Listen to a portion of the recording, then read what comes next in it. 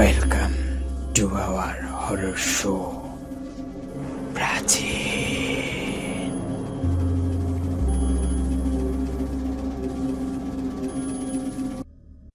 আসসালামু আলাইকুম। আপনারা দেখছেন প্রাচীন পথিক ইউটিউব চ্যানেল। আমি আরজে রাফজান আছি আপনাদের সাথে। শুরু হয়ে গেল আমাদের এই চ্যানেলের একটি হরর শো প্রাচীন। আজকে প্রাচীনে যে ঘটনাটি আমাদেরকে পাঠিয়েছেন, আমার অনুরোধে একজন ঘটনা পাঠিয়েছেন। উনি আগে একটি সরকারি হসপিটালে অ্যাম্বুলেন্স ড্রাইভার হিসেবে কাজ করতেন, এখন উনি একটি বেসরকারি হাসপাতালে রয়েছেন। তো ঘটনাটি উনি যেভাবে আমাকে পাঠিয়েছেন আমি সেভাবেই আপনাদেরকে উপস্থাপন করে শোনাচ্ছি। আমি সেলিম, পেশায় একজন অ্যাম্বুলেন্স ড্রাইভার। ঢাকা শহরের একটি বেসরকারি হাসপাতাল মগবাজারে কোনো একটা হসপিটালে আমি কাজ করি। কাজটা সহজ নয়। রোগী পরিবহন, কখনো গুরুতর আহত মানুষ, আবার কখনো লাশ পরিবহন করতে হয়। এসব দেখতে দেখতে মনের জোরটা কিছুটা বেড়েই গিয়েছিল বলাই যায়। তবে একটা রাতের অভিজ্ঞতা আমার জীবন পাল্টে দিয়েছে। আজও সেই রাতের কথা মনে হয়। ভাবলেই কেমন যেন শরীর শিহরণে কাঁপতে শুরু করে। সেদিন ছিল বর্ষাকালের এক বৃষ্টি ভেজা রাত। রাত তখন আনুমানিক 11টা কি 11টা 20। হাসপাতাল থেকে ফোন এলো, একটা লাশ গ্রামের দিকে নিয়ে যেতে হবে। আমি জিজ্ঞাসা করলাম, কোন গ্রাম? ডিউটি ডাক্তার বললেন, শ্রীনগর উপজেলার গোয়ালমারি গ্রাম। জায়গাটা ঢাকার বাহিরে, মাওয়ার দিকে যেতে হবে। রাতের বেলা সেখানে যাওয়াটা একটু কঠিন, কিন্তু আমার তো ডিউটি, চাকরি করেই যেতে হবে। তাই কোনো কথা না বলে গাড়ি রেডি করলাম। লাশটা একটা সত্তর্ধ বৃদ্ধ লোকের। তার আত্মীয় স্বজন কেউই সঙ্গে আসেনি, কেবল গ্রামের এক মুরব্বী এসেছেন। তিনিও বৃদ্ধ, গায়ে সাদা ফতুয়া আর একটি লুঙ্গি, চেহারায় বিষণ্ণতা আর চোখে এক অদ্ভুত দৃষ্টি। বৃদ্ধ লোকটা আমার পাশের সিটে বসেছিলেন। লাশটা পেছনের দিকে কাঠের বাক্সে রাখা। আমি সব কিছু রেডি করে ভালোভাবে গাড়িটা লক করে রওনা শুরু করলাম। ঢাকা শহর পেরিয়ে যখন ঢাকা মাওয়া এক্সপ্রেসওয়ে ধরলাম, তখন রাত প্রায় 12:30।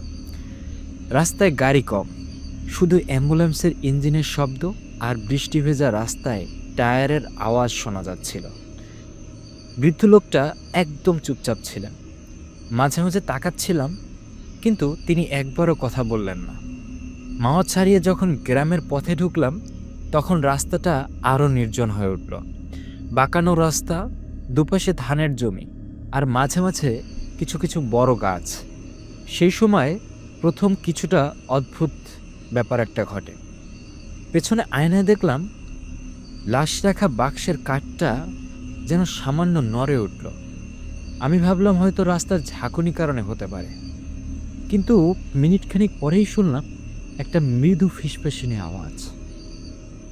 ভেজা, এখানে আসিস না। আমার গলাটা শুকিয়ে গেল। ভেবেছিলাম ভুল শুনেছি। সাহস করে পেছনে তাকালাম, না, বৃদ্ধ লোকটাও যেন কিছু টের পাননি। পিছনেও কিছু দেখতে পাচ্ছিলাম না। গুগল ম্যাপ দেখিয়ে রাস্তা চিনে চিনে এগোচ্ছিলাম। বৃদ্ধ লোকটাও অত রাতের বেলা রাস্তা দেখিয়ে নিয়ে যেতে সক্ষম হচ্ছিলেন না। তখন রাত প্রায় 1:30টার কাছাকাছি। রাস্তাটা এমনিতেই ভেজা, তার উপর আঁকা বাঁকা।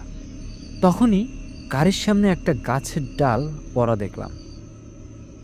গাড়ি থামিয়ে নেমে ডাল সরাতে গেলাম। ডাল সরাতে গিয়েই হঠাৎ পেছনে কারণ নিঃশ্বাস ফেলার শব্দ অনুভব করলাম। সেটা এতটাই কাছে অনুভব করলাম যে মনে হলো কেউ একজন আমার ঘাড়ে পিছনে এসে নিঃশ্বাসটি ফেললো মাত্রই। দ্রুতই ঘুরে তাকালাম, কিন্তু কেউই নেই। মনে হলো বাতাসে একটা ঠান্ডা শিহরণ বয়ে গেল শরীরে। গাড়িতে ফিরে এসে বৃদ্ধ লোকটার দিকে তাকালাম। এবারও কিছু বললাম না। পথে কিছুক্ষণ যাওয়ার পর পেছনের কাঠের বাক্সটা আরও জোরে নড়তে শুরু করলো। এবার স্পষ্ট শুনতে পেলাম বাক্সের ভেতর থেকে যেন কেউ খটখট শব্দ করছে, কেমন একটা আঁচড়ের শব্দ করছে ভিতর থেকে। আমি মনে মনে যত দোয়াগুলো পারছিলাম সেগুলো পড়তে শুরু করলাম। আমাদের তো এগুলো দেখতে দেখতে অভ্যস্ত, কিন্তু তারপরও এই দিনের ঘটনাটি যেন একটু বেশি হয়ে যাচ্ছে। আমি নিজেকে খুব অনেক কিছু করেও কেন জানি কন্ট্রোলে নিয়ে আসতে পারছিলাম না। তারপর আমি পেছনে তাকালাম। পেছনে তাকিয়েই নিজেকে আটকে রাখতে পারলাম না, একটি চিৎকার দিয়ে উঠলাম। লাশটা যেখানে বাঁধা ছিল সেখানে কাপড়ের ফাঁক দিয়ে যেন কারো হাত দেখা যাচ্ছে। বৃদ্ধ লোকটা এবার হঠাৎ বলে উঠলেন, গাড়ি থামাও তো। আমি জিজ্ঞাসা করলাম, কেন থামাবো? তিনি ঠান্ডা গলায় বললেন, দরজা খোলো। ভয়ে কাঁপতে কাঁপতে গাড়ি থামালাম। অ্যাম্বুলেন্সের পেছনের দরজা খুলতেই প্রচণ্ড ঠান্ডা বাতাস বেরিয়ে এলো। লাশের কাপড় সরতে শুরু করলো এবং যা দেখলাম তা আমি জীবনে ভুলতে পারবো না। লাশটা উঠে বসে আমার দিকে তাকিয়েছিল। তার চোখ ছিল ভয়ঙ্কর ফাঁকা, যেন একটা অন্ধকার গহ্বর। গলার ভিতর থেকে অদ্ভুত গর্জনের মতো একটা আওয়াজ বেরোচ্ছিল। বৃদ্ধ লোকটা এবার পিছনের দিকে তাকিয়ে বললেন, তুমি যাও, আমাদের এখানেই থাকতে হবে। আমি কিছু দেখার অপেক্ষা করিনি। অ্যাম্বুলেন্স চালিয়ে পাগলের মতো রওনা দিলাম। ওখানে যা হওয়ার ঘটে গিয়েছে, পিছনে পর্যন্ত তাকিয়ে দেখার সাহস আমি পাইনি। হাসপাতালে ফিরে এসে সব কিছুই আমার কলিগ থেকে শুরু করে কয়েকজনকে শেয়ার করলাম, কিন্তু আমার কথা কেউই বিশ্বাস করতে চাইল না। ডাক্তার বললেন, বৃদ্ধ লোকটা যাকে আমি গাড়িতে বসিয়ে নিয়েছিলাম তিনি তো 3 দিন আগেই মারা গিয়েছেন। আমি যখন অ্যাম্বুলেন্স চেক করলাম, লাশের বক্সটা খোলা ছিল, কিন্তু বক্সের ভিতরে কিছুই পাওয়া গেল না। সেদিনের পর থেকে আমি আর রাতে ডিউটি করিনি। গোয়ালমারি গ্রাম বা সেই বৃদ্ধ লোকের স্মৃতি আজও আমাকে তাড়িয়ে বেড়ায়। এটাই ছিল আমার ঘটনা। যদি ঘটনাটি ভালো লাগে তাহলে আশা করি আফজান ভাই অবশ্যই আপনি সবার কাছে ঘটনাটি শেয়ার করবেন। আমার কাছে আরও 2-1টি ঘটনা রয়েছে আমার এবং আমার কলিগদের, যদি কখনো সময় পাই আপনাকে ঘটনাগুলো শেয়ার করব। অবশ্যই আপনার ঘটনাটি ভালো লেগেছে, সত্যি খুব দারুণ ঘটনা, আপনি লিখতে পারেন। অবশ্যই আমরা আশা করব যে পরবর্তীতে আপনি আমাদেরকে আরও ঘটনা নিয়ে হাজির হবেন।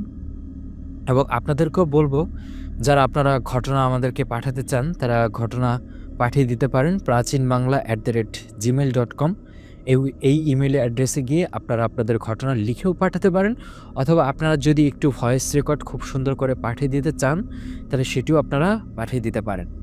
তো আমরা এরপরে একটি ঘটনা আমাদেরকে পাঠিয়েছেন। এই ঘটনাটি একটি গ্রামের ঘটনা, যেহেতু আপনারা গ্রামের ঘটনা শুনতে পছন্দ করেন, তো সেই জন্যই ঘটনাটি আমি আপনাদের মাঝে নিয়ে আসলাম। তো ঘটনাটি যিনি পাঠিয়েছেন উনি ওনার নাম এবং পরিচয় গোপন রাখতে বলেছেন, কিন্তু উনি বলেছেন যে আমার গ্রামের নামটি আসলে প্রকাশ করা যাবে, তাতে কোনো সমস্যা নেই। তো এটি বরিশালের গরু নদীর একটি ঘটনা। তো আজকে এই ঘটনাটি উনি পাঠিয়েছেন, ওনার পরিচয় যেহেতু আমরা গোপন রাখবো, তো শুরু করছি, চলুন। তখন বৃষ্টি মৌসুম। গ্রামের পাশের বিলটা জলপ্লাবনে ভরে উঠেছিল। আবুল গ্রামের এক তরুণ, মাছ ধরায় নেশায় এক রাতে সে বেরিয়ে পড়ল। তৎকালীন সময়ে যখন গ্রামে নতুন নতুন বৃষ্টি হয় এবং বিলে যখন পানি ওঠে, তখন মাছ ধরা নিয়ে সবার ভিতরে একটা উৎসবের আমেজ লক্ষ্য করা যায়। কিন্তু আবুল যেই বিলের দিকে রওনা দিচ্ছিলেন, ওই বিলটা নিয়ে এর আগেও বেশ কিছু ঘটনা ওই গ্রামে প্রচলিত রয়েছে।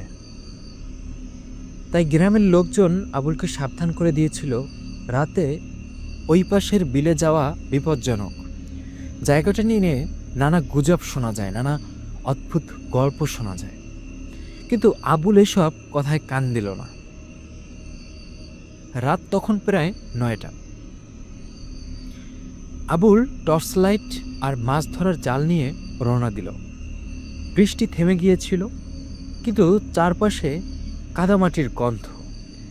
গ্রামের শুনশান পথ পেরিয়ে সে বিলের কাছে পৌঁছল। বিলের পানিতে মাছের লাফালাফি দেখে আবুল আনন্দে মেতে উঠল। জাল ফেলার পর একের পর এক মাছ উঠছিল। কাজের মধ্যে এতটাই ডুবে গিয়েছিল, সময় কেটে যাচ্ছিল কিভাবে সে টেরই পাচ্ছিল না। গ্রামগঞ্জে বরিশালে অঞ্চলে এক ধরনের জাল পাওয়া যায়, যার নাম গ্রাম্য ভাষায় ঝাঁকি জাল।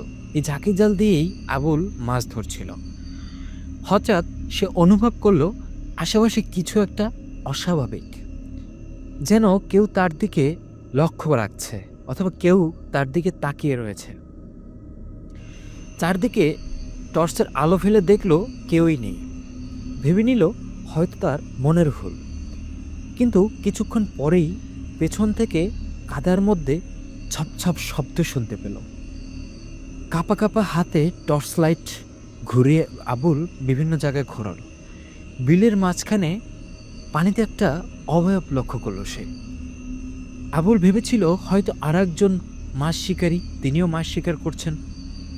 কিন্তু অবয়বটা কোনো নড়াচড়া করছিল না, কেবল দাঁড়িয়েছিল। জল থেকে চুল চুইয়ে পড়ছিল, মুখ পরিষ্কার দেখা যায় না, তবে তার ঠায় দাঁড়িয়ে থাকার ভঙ্গিটা অস্বাভাবিক মনে হচ্ছিল। আবুল ভয় পেয়ে সেখান থেকে সরে আসতে চাইল, কিন্তু বৃষ্টির কারণে কাদামাখা পথ আরও পিচ্ছিল হয়ে গিয়েছিল। সে হাঁটতে হাঁটতে হঠাৎ পড়ে গেল রাস্তায়। টর্চ লাইটটাও হাত থেকে পড়ে গিয়েছিল। কাদার মধ্যে হাতড়ে হাতড়ে টর্চ খুঁজতে গিয়ে শুনল একটা ফিসফিসানি শব্দ। আবুল কাঁদতে কাঁদতে টর্চ তুলল। সেই শব্দটি একটু ভালোভাবে শোনার ট্রাই করল। তখন শুনতে পেল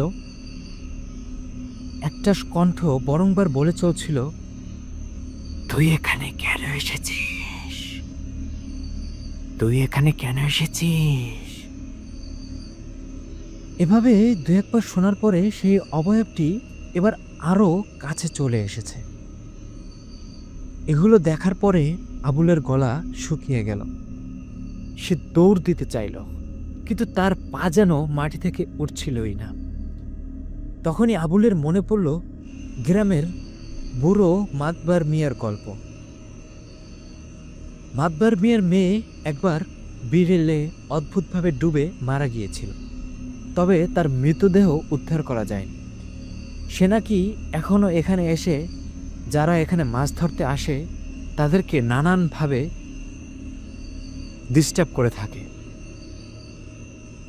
এত কিছু সহ্য করতে না পেরে আবুল ওরে আল্লাহ বলতে বলতে চিৎকার শুরু করলো। মরিয়ে হয়ে প্রাণপণে দৌড় দেওয়ার চেষ্টা করলো, কিন্তু পথ অন্ধকার। সে ভুল পথে ঢুকে পড়ল। এবার আর কাদা নয়, পথটা একেবারে জল কাদায় ডুবে গিয়েছে। একসময় আবুল একটা বড় গাছের তলায় এসে দাঁড়ালো। তার শ্বাস নিতে কষ্ট হচ্ছিল। ঠিক তখনই সে শুনল দূরে কেউ ডাকছে, আবুল, আবুল। আশার আলো নিয়ে সে গলার উৎস খুঁজল এবং খুঁজতে খুঁজতে সেই জায়গায় গিয়ে পৌঁছল। গ্রামের লোকজন তাকে খুঁজতে বেরিয়েছিল। অনেক সময় নাকি পার হয়ে গিয়েছে। একটা লণ্ঠন হাতে রশিদ চাচা আরো দুজন সামনে এলো। আবুল তাদের দেখে হাউমাউ করে কাঁদতে শুরু করলো। সে তাদের সবকিছু বলল, কিন্তু কেউই তার কথা বিশ্বাস করলো না। বলল, হয়তো বৃষ্টির মধ্যে ভয় পেয়েছিস, একা গিয়েছিস তো, এই জন্য হতে পারে। তবে আবুল সেই রাতের ঘটনার কথা কখনোই ভুলতে পারেনি। সবচেয়ে ভয়ানক যে বিষয়টি ছিল, শেষ মুহূর্তে তার শোনা একটি শব্দ, যেটি আবুল দৌড় দেওয়ার পূর্বক্ষণে তিনি শুনতে পেয়েছিলেন। তখনও সে স্পষ্ট শুনতে পেয়েছিল সেই ভয়ানক ফিসফিসানি, তুই বেঁচে গেলি, কিন্তু আবার আসবি, তখন আর বেঁচে ফিরতে পারবি না। গ্রামে ফেরার পর থেকে আবুল আর কখনো বিলে যায়নি। গল্পটা সত্যি নাকি কল্পনা কেউই জানে না, কিন্তু আবুলের সারা শরীরে তখনও সেই রাতের কাদার ভয়াবহ স্মৃতিছাপ লেগেছিল। গল্পটা যদি এখানেই শেষ হয়ে যেত তাহলে হয়তো আবুলের জীবনের জন্য ভালোই হতো, কিন্তু ওই ঘটনা আবুল শোনানোর ঠিক পরের দিন থেকে আবুলের গায়ে প্রচণ্ড রকমের জ্বর শুরু হয়ে যায়। তার জ্বর ওঠার পরে বিভিন্ন ডাক্তার কভারেজ দেখানোর পরেও তার জ্বর ঠিক হচ্ছিল না। 2-3 মাস যাওয়ার পরে আবুলের গায়ের ওজন অনেকটা কমতে থাকে। একটা সময় 5 থেকে 6 মাস এভাবে পার হয়ে যাওয়ার পরে আবুল হঠাৎ ওই গ্রামের ভিতরেই মারা যায়। তো সেই থেকেই গরুনদী এলাকার যে গ্রামের এই ঘটনাটি, যদিও উনি ঘটনাটি গ্রামের নামটি বলতে নিষেধ করেছেন, কিন্তু উনি বারবার গ্রামের নামটি এখানে উল্লেখ করে দিয়েছেন। তো সেই গ্রামের এই ঘটনাটি মোটামুটি সবার কাছেই পরিচিত এবং প্রচলিত একটি ঘটনা। কেউ যদি এর সত্যতা যাচাই করতে চায় তাহলে তিনি চ্যালেঞ্জ করেছেন যে ওই গ্রামে গিয়ে সবার কাছে এই ঘটনাটি এখনও ময় মুরব্বী 30+ বয়স ঊর্ধ্ব যাদের রয়েছে তারা অনেকেই এই ঘটনাটি এখনও জানেন। তো এই ছিল আজকের ঘটনা। আজকে আমি আপনাদের মাঝে 2টি ইমেল পড়ে শুনিয়ে এলাম।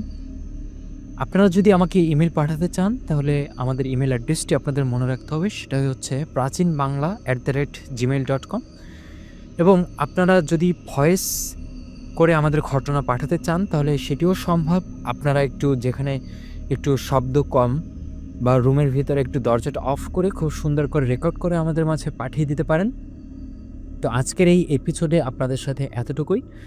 যদি আমার এই চ্যানেলটি ভালো লাগে তাহলে আপনারা চ্যানেলটি নিয়ে ভবিষ্যতে অনেক কিছু করার পরিকল্পনা রয়েছে। আপনারা যদি সাথে থাকেন তাহলে অবশ্যই আপনারা সেগুলো দেখতে পারবেন, খুব দ্রুত সময়ের মধ্যে দেখতে পারবেন এবং আমাকে একটু সাপোর্ট দেওয়াও হলো। তো ধন্যবাদ সকলকে, ভালো থাকবেন সবাই। 2025 সাল আপনাদের সবার জন্য সুখকর হোক এই কামনা করি। আসসালামু আলাইকুম।